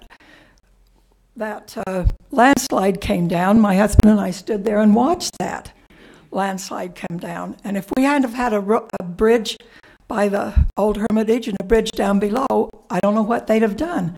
And if we'd have been private and we built our house right next to the road and our window was right there, that would have been our problem. So I think there maybe has to be a little history here taken. And also the county used to plow that road inside. they would plow our road out. Yes, they did. And, I mean, there's some history there that maybe needs to be looked up or something, but I'm sorry, but we have people go past our place, and that's just part of living there. I don't understand why they were ever allowed to build houses next to that road. That's all I have to say right now. Thank you. I'm sorry. Oh, thank you. Who's next? Okay, so before you speak, he wants to talk about water. So bridges, we're going to kind of leave. We're going to go to water now, right? I actually wanted to address. There's 2 or 3 more. Oh, did you? I wanted to talk about this special district. Okay, go ahead then. Go ahead. And the bridges. By your own statistics, 68% of the people are affected by going over the bridge. So that's essentially 1 out of 3 that you want to include in this special district that aren't going to get any benefit from as far as the bridges. The water is a major issue, okay? Now, and correct me if I'm mistaken, but Ogden City lies in the middle of this county called Weber, which you're the commission over. And there was a huge amount of money that came from the federal government, from the Environmental Protection Agency, to redo this water line that goes through. Okay, not only were we inconvenienced, they kept us up all night long, worked 24 hours a day. They opened it up during the day. And when we would call and say, hey, we got a noise ordinance issue going on here, the county sheriff's department would pay no attention to us. Okay? I'm wondering, as a county commissioner and a county commission, what is your responsibility to us as tax-paying residents of this county as far as getting some protection for the fire protection? You know, they're already charging us more for water than you pay for water in the city. Us and a little portion that's outside in South Ogden that's on this water district. They told me years ago that if we could get 2/3 majority of Ogden City to agree that they could lower us and we could pay the same that they'd pay in Ogden City. Okay, it was Kenton Moffett who made the decision when the bursting method failed for them to deny us what we were promised when we met before they started the project, which was fire hydrants and maintaining these water lines, which they should be. We're paying for water, okay? The fire issue is major concern. The reason I understand about the brush trucks for the Forest Service, they can pump up that far. Doug Morton's house, who was let burn to the ground because they couldn't get to water, it wasn't even 10 feet. Most of us are more than 10 feet from the river to where the houses are that they would need to draw that water. What is the county commission going to do to protect us as residents in regards to fire for our property? We pay property taxes. This issue with making those bridges public it's already a safety hazard issue. That road is very congested, and it's hard to get in on and off that highway as it is. And like was previously mentioned, when people get on that bridge, I suggest that you post it. Our bridge is posted. I asked the photographers, the fishermen, and anybody else who isn't a resident or doesn't have a reason to be there to get to the front of the bridge, read it again, and understand what no trespassing means. You know? So let us answer that question. Let's go to our attorney, because I asked him specifically to research what our responsibility and what we could do to help you on water.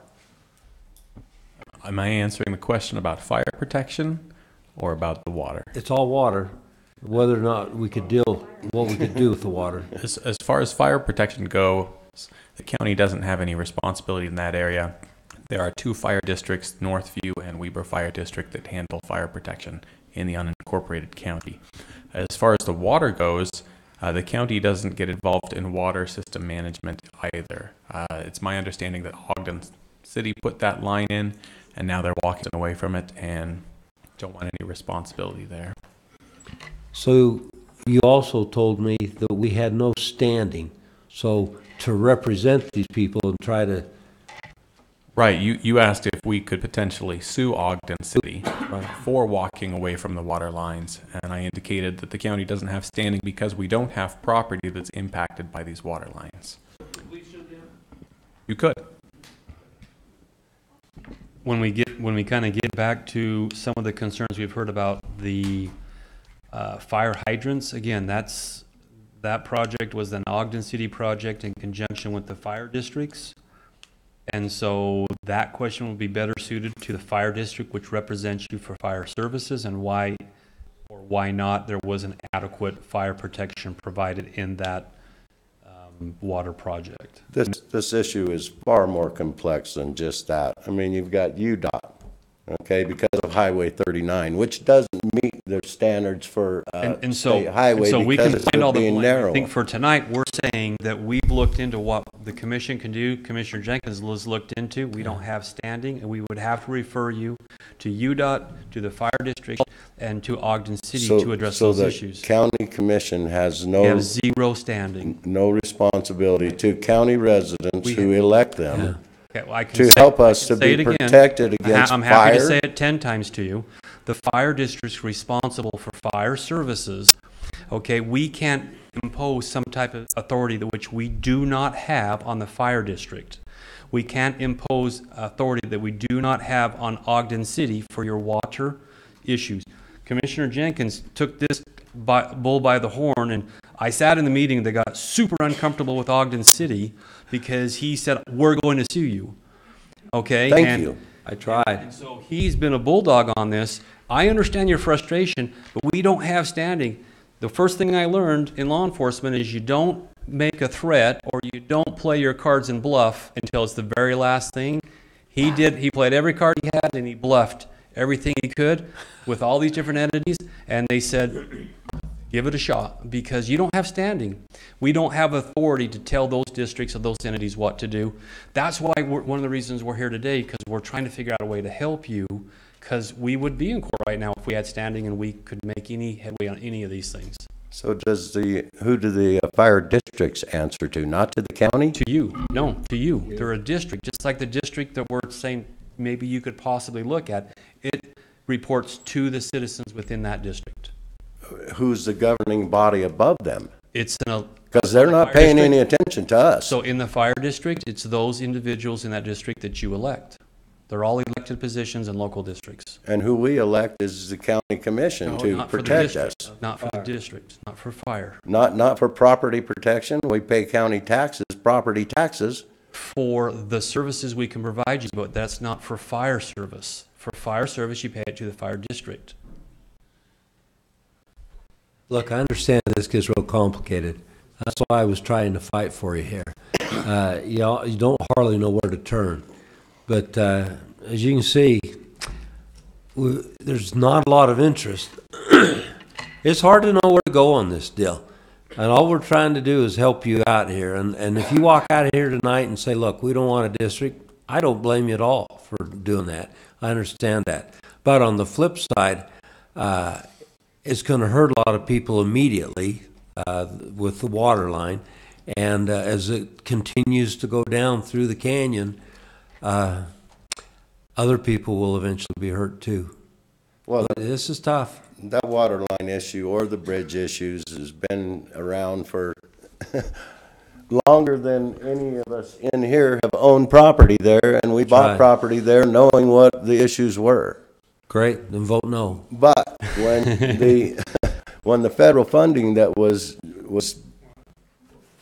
received and brought in to Ogden City, that road issue that was brought up, that was pointed out to the engineers. It was a direct result, and it was pointed out to UDOT that what Ogden City had done with their water line had jeopardized the east or the south side just east of Fairmont Bridge, and that it had been jeopardized. Now, they want to hold us, if we get any money, to standards on a new bridge, but they're not holding themselves to any kind of standards on a road that they're allowing Ogden City to come in, but, you know, you're saying you don't have any jurisdiction over what happens there, but... And Norm, what I'll tell you is Commissioner, and I'm kind of talking to you, I'm talking to you straight. I'm not giving you the BS, right?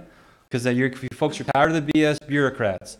What I'm telling you is Commissioner Jenkins took your position and said, my responsibility is to these citizens in the canyon. And we have a road, we have water issues, we have bridge issues, we have some other issues going on. And he got in there and he started fighting, and he was swinging the club of, I'm the county commissioner, this is my constituency, I've got to take care of them. And basically he ran into a stone wall that said, give it a shot, try suing us. Well, did you approach that angle, that was federal funding, came out of the EPA that was being dispersed by them? And I think you guys have a responsibility. We looked at every angle of that. See that And that in the money end- should be dispersed, and you know, it's even for the road itself. Okay, you turn on the news and you hear about the scars from the fires down in southern Utah and how that now is going to have, with this water we have in the last week, it's going to, you know, cause flooding. Okay, fire hydrants would be protecting not only our properties but Highway 39, because they'd be able to battle a fire. Agree 100%. But the issue is that Ogden City put the water project in, and they worked with your fire district on whether or not where to put hydrants, where not to put hydrants, if they get some type of you know, special not to put hydrants in. They have all of the control over that. We cannot wield authority that we do not possess to force that district or force Ogden to do something that's outside of what our authority is. We'll fight for every area we actually have the authority. We can't go to the state and say, we want a bridge here. And they say, well, you've got to wait in line for 5 years and it has to be a public bridge. No, but you don't understand. We're county commissioners. And these are our constituents. And they look at us very kindly and they say, well, that's understandable. But it doesn't matter. You have no standing. You can't dictate to us who we give loans to or the timeline. And it's kind of the same in these areas. I'm telling you, Commissioner Jenkins has spent a tremendous amount of time. He's talked to a lot of people. He's talked to staff. He's talked to the legal. And where we can help you is why we're here today, to see how we can help you if this is the help that you want. Is our 3 minutes been up on this one? Are you talking to me? And since we're over the same thing over and over again, let's get it done. You know, and I'm sorry. Yeah. I'm Well- the same way you do, but we're just arguing with these guys. Maybe we can get something done. So we've reached a point where we were hoping to break into a couple of groups and have Wildwood stay, because we want to talk to them about their bridge specifically, and the folks on the Red Bridge, we kind of want them to stay for a few minutes so we can talk to them. Norm, with all due respect, there's some other people who are waiting to talk behind With you. all due respect, can I respond to what he said? He said that the fire districts respond to us, they pay no attention to us. Okay? I would just immediately counsel you to attend a fire district meeting then with the commissioners over the fire district. Oh, I had at the day of the fire, the guy that was over the fire district was down at the mouth of the canyon, and when I mentioned to him about the water issue, he said, oh yeah, well, we're fighting it, okay? And they weren't until the brush trucks come in and they could pull water to be able to. Thank God that there's that big cliff there, and that the natural structure of the mountain prevented that from taking off, because once that gets loose with the steepness in there, you're not going to bring planes in to fight a fire in that canyon or helicopters to drop water. You know, the best thing for our safety is to be able to eliminate it before it becomes more of an issue. And it does affect the road and all of the property owners there. I think that the county does have a responsibility to protect us as property owners, taxpayers. And I'll let you carry on, and I'll be to the next meeting. You can count on it. Thank you. Thank you. Thank you. Who's next? Oh my gosh. Be like the Micro Machines guy. Just a quick quick question around standing, because I think there's some clarity maybe we could add to that. Is just that by standing, you mean if you were to go to court, the judge would dismiss the case because you don't have a right to sue. The only person who has a right to sue would be the property owner. Exactly. The other thing I was going to say to everybody, if you have a water problem, I don't know if utility laws, but you could possibly complain to the Public Utility Commission. That might be an option. I don't know if they address publicly owned utilities like Ogden owned, but something to think about.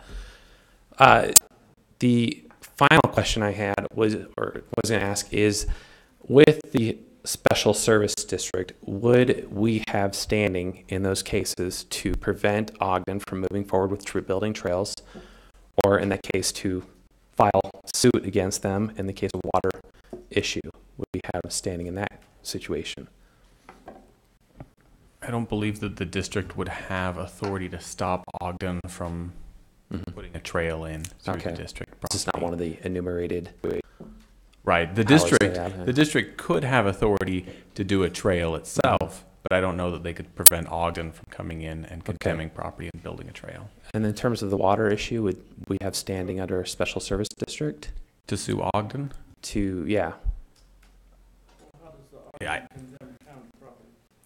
I don't believe you would have standing. The district would have standing to sue Ogden for the water. The district would be coming in and taking over the water.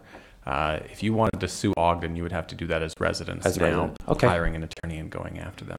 And then one other question.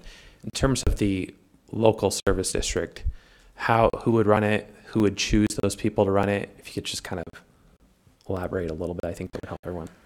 The local service district could be set up different ways. One of the ways is by a petition that's signed by residents who live within the proposed boundaries of the district. And so if you wanted to go out and gather signatures, put together a petition, then you could indicate how you wanted your board members to be selected. You could either have the county commissioners appoint them, or you could have them be elected by the district. You can also have the district started by the county commissioners as they've proposed. That would be a special service district that would be started by a resolution. They would be, as we've talked about, the initial governing board of that special service district, and then they could turn it over to the public. There are some steps that they would have to go through to do that, publishing notice, having a public hearing, but ultimately it could be converted into a local district. And it would be the same type of thing. You could either have appointed board members or you could have elected board members. And we could just elect those. They would have to be residents of the canyon, voted for by the canyon. Right. There are nobody else, right? There are some statutory provisions that require that board members have to be registered voters that live within the district. Within the district. Okay. Thank you. Let me just comment just briefly to answer another question, because I too had a similar question. Getting into the nuts and bolts, if you were to have your own special district, who's out there actually turning the wrenches for water, or taking care of, or inspecting, or managing, or invoicing, or doing all the things and filing the reports with the state? And there are other districts that could manage the district, and you could pay, as a group, pay a fee to, and they would manage that district for you.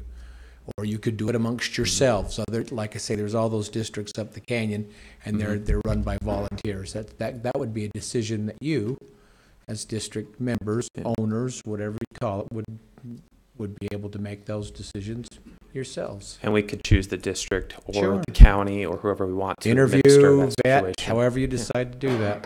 I've asked those questions because I thought, who's the guy that would do that for you? Again, we're just trying to help you with solutions. Thank you. Ma'am, you're next. So we live over the Red Bridge now.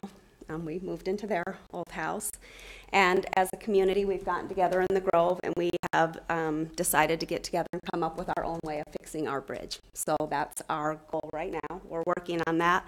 My really big concern with becoming even a special services or a local services is that the canyon would become like a homeowners association.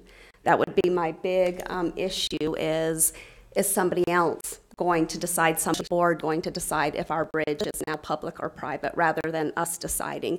Is some board going to decide how far into our grove becomes public versus private instead of us. We would lose the control to a board that may come in, and it may be a brand new bunch of people that move into the canyon that haven't lived there, that don't think that those things are important. Those things are very important to me. I don't want to live in a homeowners association. That's one of the reasons we moved up there, was to have our freedom and our independence. And we can come together as a grove. To me, it sounds like right now the biggest issue is the Red Bridge. That's our bridge. We'll fix it. We're already planning on it. We've been working together as a community. So that's where we're at with that. So if that's the main concern, you can take that off the table and we'll figure that out. I am very concerned about getting to run like a homeowners association. I have no interest in that at all. What is your name? Well, thank you. Melissa Mitz, 833 Ogden Canyon. Thank you. I'd be willing to contribute to help you. Hi there, Keith Runkle, 750 Ogden Canyon. I guess this is kind of a little bit different because I wasn't expecting what you guys were even presenting. I was under the impression about bridges that we were going to be talking about the Gray Cliff Bridge, and I was hoping that maybe Becky could fill us on that they're going to take that out and closures, and I thought that's what we were going to be discussing tonight. Anyway, can you elaborate on that a little bit? It was like you had just said that they're going to increase it by 30 feet. On my side. On your side and our side. But what I was wondering is with UDOT, is where does this plan come? Does public even say anything, or do you just go about coming up and condemning all of our property? And they, even in the paper, they pretty much are saying that that's going to be a widening project all the way up the canyon, that we got all these troubles and stuff. And that's, I thought, that we were here tonight about. That's what I wanted to at least get your opinion on it, and not just the private ones. But I was under the understanding that there was 3 bridges that are going to be resurfaced, redecked, and I think one of the Great Cliff gets taken out. They're realigning them and all of that. So I was just wondering, you know, that hasn't come up in any of this conversation, but that's going to be something else for not only people of Ogden Canyon, but of Ogden Valley and businesses. We're all, what is going to go on? We don't find out until it's done or they're in the operation of it. That's where we're at. We're going to do it, and this is the way we do it, and we don't have a say. So I was just wondering if you could elaborate on that. Becky? All right, and real quick, I realize I came in late. I've been out in the field all day, and so we got caught in a snowstorm and got in late, and I didn't really introduce myself. So I'm Becky Nix, and I'm the bridge management engineer for UDOT. So that means I handle load ratings, inspections, planning, programming. Pretty much any bridge that's in service falls within the group that I manage. Part of that is we did program that project. I believe, I don't know it by that name. I know all the bridges by structure numbers, and so, right. So that was started as a bridge project because we recognized that that bridge had deficiencies and needed to be addressed. And so there was the bridge replacement and then 2 bridges that we're doing preservation treatments on. As far as I'm aware, so once a project starts in the design phase, I kind of step out of it, and that goes to our design group. So I've got just kind of high-level information that I can provide, but the one is the bridge replacement, and we're widening it up to standards. As far as I'm aware, we're not widening the roadway associated with it, or Between the stripes, they're making the bridge straight. It's a straight line instead of a nice curved lane with the 2 lanes on it. It's going to be a straight bridge with a curved road. And part of that comes down to design complexities and getting the most efficient bridge section in there. If you back up to that altar right there, that's how far the bridge is from my house currently. Right. It's going to come up to this front row.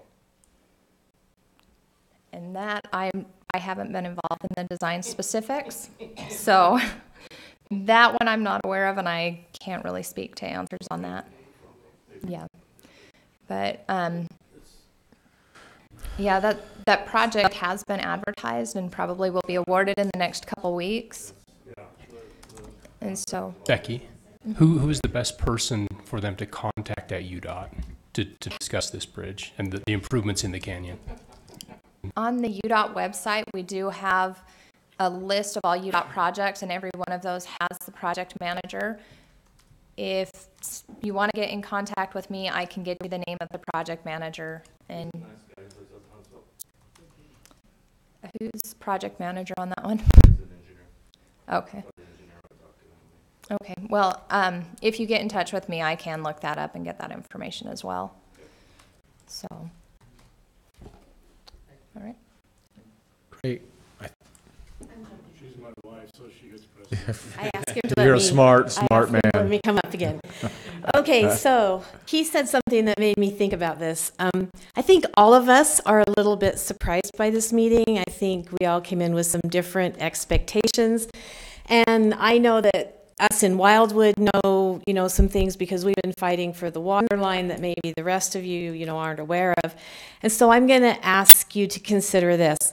Will you guys all just please think about this?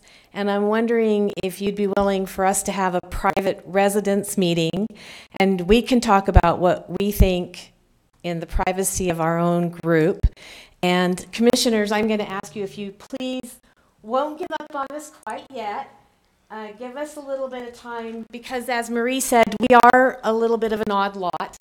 And that's why we love the canyon so much. I think there's lots and lots of people who wouldn't want to live there because of the challenges it presents.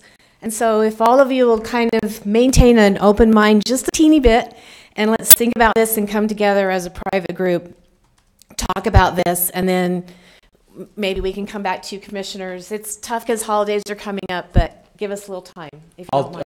I'll do you the one better than this, and we're not supposed to obligate, but I'm going to, unless the attorney decides to have the law enforcement put in jail, but this will be easy. You're welcome to use this room to meet. I don't know that any of you have a spot, but maybe you do up there that's big enough to house everybody. Yes, I am. Well, the Gray Cliff has usually been really great about letting us You know meet what? up They're there, a great. so. They're. I saw that they were here today, but just it's an option. We're happy to. We're just here to try to help you solve this problem. We realize and understand it's a problem, including not just bridges but water.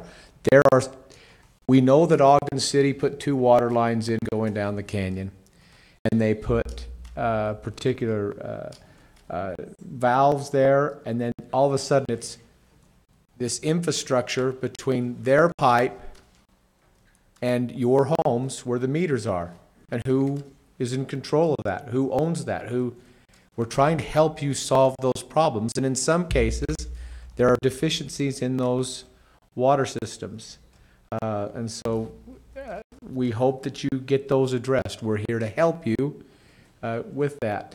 And now we have an expert on pipes and water who probably will come and help us with that. Yeah, and that is not your wife. That's not my wife. Good guy, though. Yeah. Rick Curl, I live in Wildwood. Mostly just technical questions.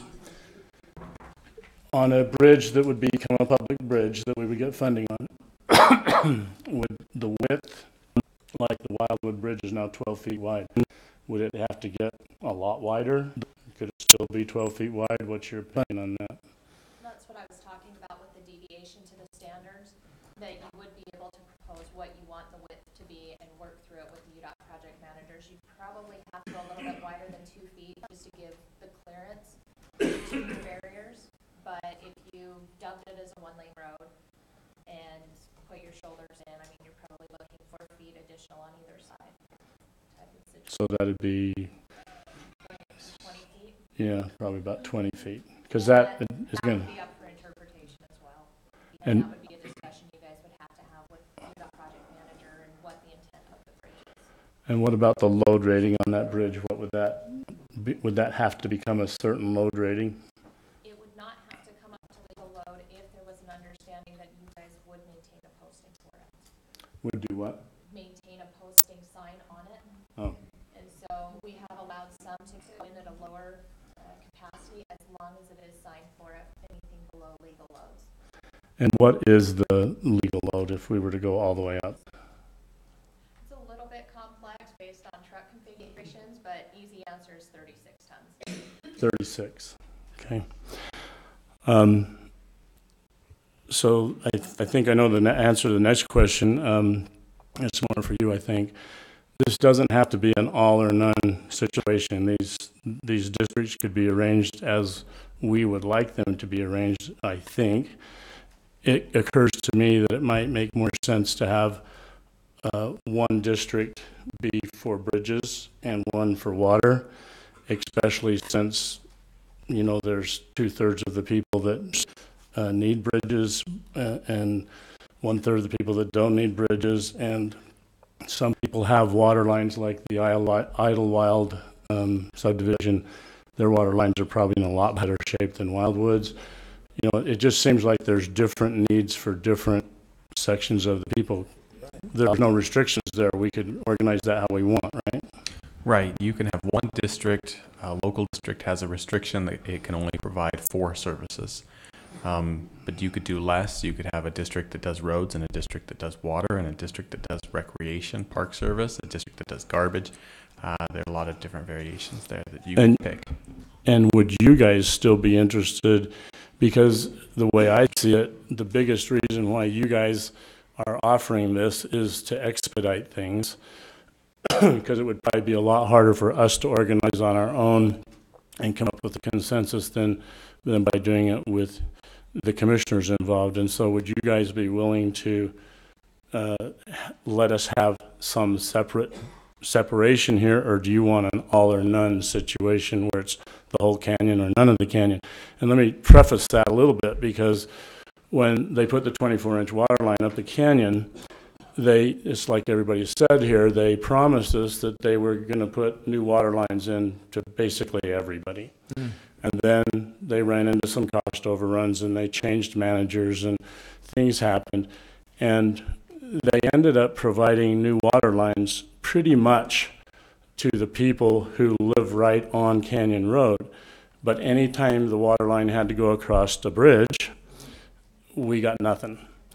And that included fire hydrants. They were going to put fire hydrants, either on the other side of the bridge or right next to the bridge for us, and they decided not to do that. So what, in essence, Ogden City Water did is pulled the rug out from under all the people who live on the bridge side of the river, because the people on the road side of the river have their service is pretty up to date. They don't have any bridge problems, obviously, and for the most part, they don't have any water problems because they got new water.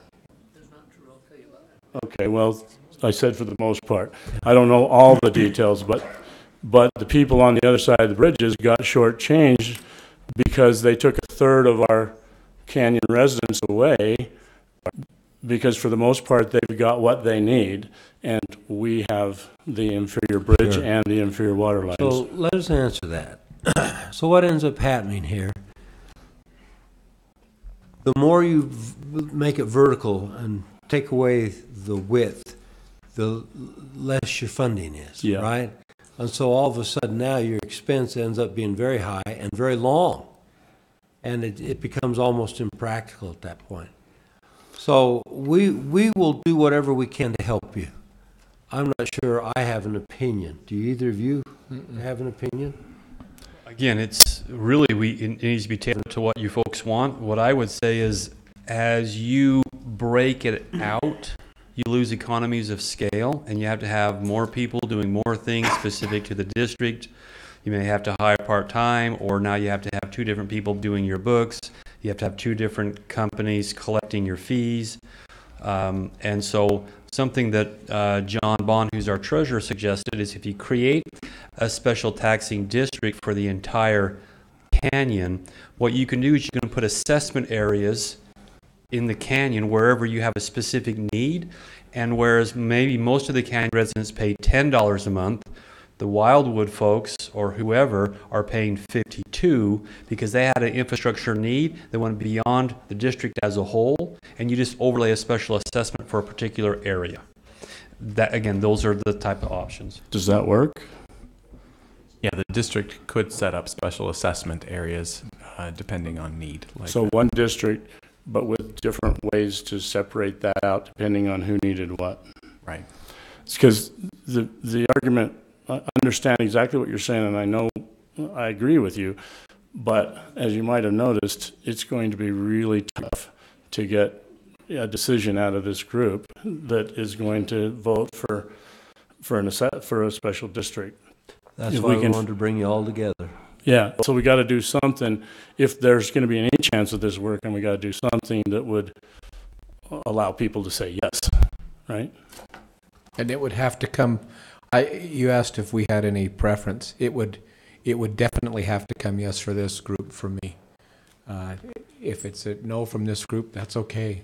But you folks would be in control of your destiny. You would have to say yes. And if it doesn't work, I'm out of office in 2 months, so it's their fault. And let me say thank you for calling the meeting. We do appreciate your interest. Thank you. Now, in fairness, you've got a gentleman that's in line, and it's up to you. He'll yield to you. It's up to you. Go ahead. I'm fine. You have the floor. Go ahead. Oh, thank you. I thought I heard something that was interesting. We get to charge all the property owners in the canyon a tax if we are a district. A district can either collect a fee or it can charge a tax. So that's all the property owners. Yeah. And then if you set up... That'd be Ogden City. Owns No. lots of property in Ogden Canyon. And they're buying more all the time. I don't understand your question. Can you state your question? Well, if I can charge tax, can I charge Ogden City a tax? You can't charge a municipality a tax. Well, Sorry. No, we didn't invent that rule. Name and address, please, sir. Oh, mine's Fred Schaefer. I know, I'm sorry. Fred Schaefer was the last gentleman. My name's Mike Bachman. I live in 866 Ogden Canyon, and I have something to say about water. But first, the reason why we don't have a trail in Ogden Canyon today is because Scott Jenkins saw that it was going around the back of us and hiding it from us, and he called and told me, and I called all you people, and we fought it, and we won. Scott is the reason that happened. He's for us. He's a good man, and he'll be a good commissioner. Thank you, Mike. Some of our family's been fighting that since the 70s. I know we have, but still, they were putting it. They were hiding it behind. They were hiding it behind that road bill and the thing, and that's why we did it. But on the Ogden Canyon water, they didn't do that right from the beginning. It's going to leak. They didn't bed it in, and it looked in front of my house and flooded my whole property already once, that whole big lane. But at my house, they put a water line in, and it was 3 feet to the water meter, and they put a foot of plastic pipe, and then they put $375 worth of fittings to adapt it to that old 100-year-old pipe. And the night I saw they wouldn't let me change it, so at night I dug it up and changed it on my own. But you all the way, you are being recorded. Just to, say what? Never mind. But all the way down the canyon, they only replaced 2 or 3 feet, and they had the road dug up, and it would cost them $5 for that stupid plastic pipe. And the Ogden Canyon screwed us over. And I don't want to have nothing to do with those guys, but I just wanted everybody to know that you think that you've got good water and you'll be fine if you live on the road. That's not true. The water lines from a foot from their meter is 100 years old. And I'm for having a district in the canyon. I don't need a bridge. I don't need a water line. But I'd help the people in the canyon to do that. If you guys want a district, I will vote to be on the district, and I will pay my share. Could I just, Brian, would you just talk about if there is a fee and or a tax associated with the district, it's not willy-nilly. It has to be connected to specific services being rendered. And so the district can't just say, we're going to charge everybody $75 and you're just kind of, you have to pay it. It has to be specific to a service being provided and or a capital expense that has been put forward. Right, the fee has to be reasonably related to the cost of the service that's being provided. And so the district would have to go through an analysis and figure out how much it was going to cost to provide whatever services you wanted it to provide. And then they would determine what kind of a fee to place upon the residents in the district. Anyone else like to come and, thank you. Commissioners, I maybe just have one more quick question, and it was in regards to water, since we're talking water. If the district took over ownership of the water lines, do all the easements, lanes, et cetera, need to be made, for the water lines, need to be made public, or can they just be for just the district? Again, talking about public access, I think that's a lot of concern to myself and my neighbors, is if we're talking about the bridges becoming public, but then the lanes being private, if there's water lines in the lanes, can those be dedicated to the district and have district easements, or do those need to be public easements? I can't answer that. Do you do know? I don't know the answer to that either. I assume it would need to be public, but that's something I'd have to look You into. get the prize. You asked the stumper question. We can find that out, though. I think that would be an important question to answer and figure that out, is because that might alleviate some of the public access Most concerns. easements are public. They're allowed to be used by utilities. So you still own the property, it just gives them the right to come over, a utility easement. Just the utility company, though, isn't it? Well, it is, but his point is, if you don't allow the utility even in the road there, then what good's the easement? And you got a good point. I can't answer that. Can I just make a comment to that? I think it would be a special improvement district that is running that water line, so wouldn't the easement be in favor of the special improvement district? Oh, absolutely. Not in favor of UDOT or anybody else, because you're getting a loan to put this water line in, and so there would need to be an easement, but I think that would belong to the special improvement district, not to. Yeah, and that was my point, is that if the easements to the district and to the water lines only, then we don't necessarily have to worry about the lanes becoming public access. It's, and that as well, it could be just a district easement for just the water. The point is, all the time I've been involved, this easements have always been, utility easements have always been public. And for there to be a private easement, I've never seen one. I just can't answer that. So, we're we're starting to lose our crowd, and the interest is starting to waning. So it's 8 o'clock. We had this plan so we could sit and talk to the people of Wildwood and the ones with the Red Bridge when this is done, because they have specific questions on their bridges and water. We invite you guys to get together and talk this over and beat it around. And if you would like us, by the end of the year, we'd love it if you'd come back and meet with us, and we could do something, try to help you. If you don't, we understand. Just say, not in my backyard, and we will understand that. Nobody will be offended here. Yes, sir. Weren't we informed that you were going to stay and meet with us? And, Yeah, we'll do that right now. be courteous of these people that you invited in that aren't even residents when we were invited here as residents? Are you not going to stay here so we can? We are going to stay here. That's just what I said. But you want to meet with a certain sect of the people that have. Oh, if you want to hang around in there, we just didn't want to have you sitting here all night for nothing.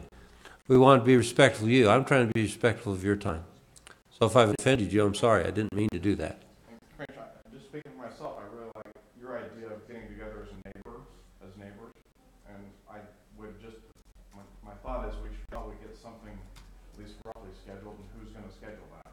Well, And that would, so we actually have an email. When the whole water line thing happened, we ended up getting as many residents as we could's email address, and we actually email people all the time with things that are happening in the canyon. Well, I'm not on your list. I want to be on it. Well, Kim, give me your address. And then what we would do is if we had this meeting, we would actually, if we were missing anyone, we'd probably take letters to everybody's house, because that's what we did last time, to make sure that everybody knew about it.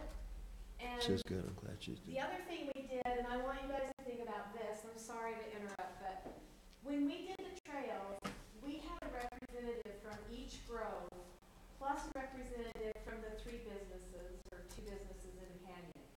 And if we did a special district, I'd want to see the same thing again. I'd want to see each grove elect someone to be on the board, so that Wildwood isn't telling Idlewild what to do,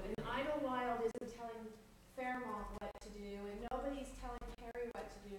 We would want to have a representative from each individual section on the board so that every grove was represented and each business as well. Thank you. So just think about that. That's great comments. We're going to hear the two here and over here, and then we'll wrap up. If you'll keep your comments brief, though. Thank you. Just very briefly, it's a bit disingenuous. I appreciate the meeting. I love the commissioner who gave us the heads up on the trail. It's a bit disingenuous to say we don't have an agenda and then say, but we're suggesting more government.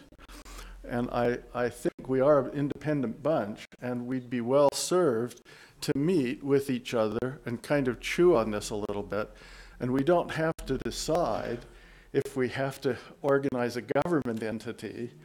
If we each chipped in $1,000, we pay for half of the bridge. I mean, I think it's likely, I just agree with those who have said, it's likely we could solve these problems internally without all the government interference. So that's what I wanted to say. If you want to do that, we'd welcome that, just so you know. Mike Rippian, 627. We're at water. Gentlemen, thank you for taking the time to listen to us. I appreciate it because we have not been heard, and that's why I'll make it short and sweet. But with the water, I mean, I talked to the engineer when they put the pipeline down the road. I offered to pay for a fire hydrant. They had it open. The engineer said, you bet. Mr. Moffett said, no cigar. So they took the fire hydrant and ran it 6 houses down across 6 driveways and could have left it in the middle to service my little area where I'm at. So I've tried to do things the right way, and I'm not, because I'm not perfect by no means. We all know this. But I just feel like I've been chasing my tail forever. And you try, I mean, I went to every meeting. I've talked to them. I listened to them, what they were going to do. And then there's just been no follow through. And so that's my, because I know we're talking bridges, roads, and we haven't trails, but it's all going to come eventually. And just knowing what they're really going to do would be nice. Just, this is the plan, this is what but you can't get that. I can't get it.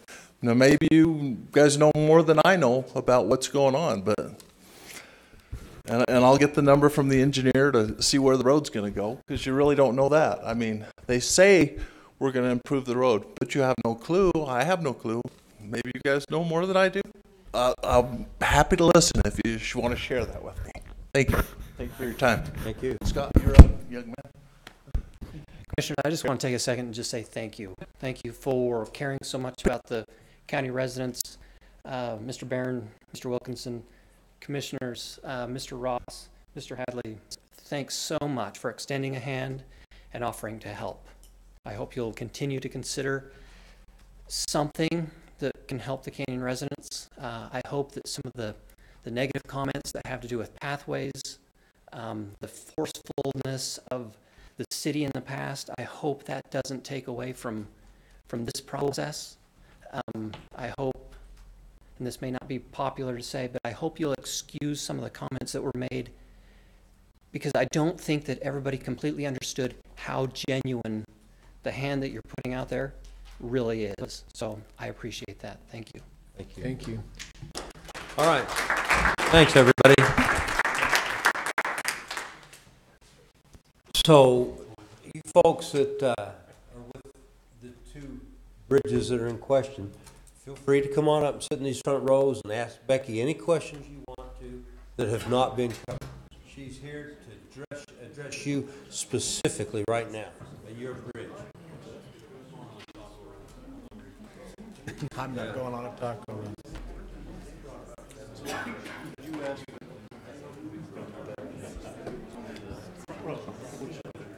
Be on the front row. That's the front. You're going to sit on the front row?